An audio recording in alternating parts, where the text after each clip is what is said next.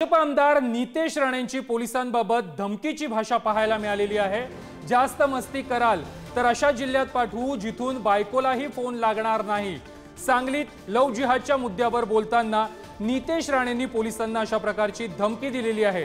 ठाकरेंच्या शिवसेनेच्या उपनेत्या सुषमा अंधारेंनी या संदर्भात फडणवीसांनी शाउटिंग ब्रिगेडला आवरावं अशा प्रकारचा सल्ला देखील दिलेला आहे आणि टीका देखील केली आहे।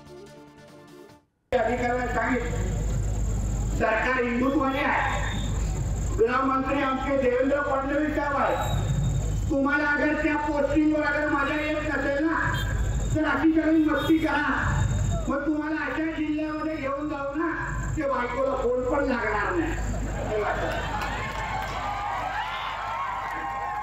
कारण आमच्या हिंदूंवर कोणी वाकडे नजरेने पाहायचं नाही। लक्षात ठेवा, कुठलाही माझ्या भगिनीचा केस अगर पुढच्या वेळी अगर पोलीस स्टेशन मध्ये आला आणि ती पहिल्या अर्ध्या तासामध्ये अगर ती केस दाखल झाली नाही ना तर 3 तासात तिथे काय तुमच्या पोलीस स्टेशन मध्ये येऊन धिंगाणा घालेल। हे लक्षात ठेवा।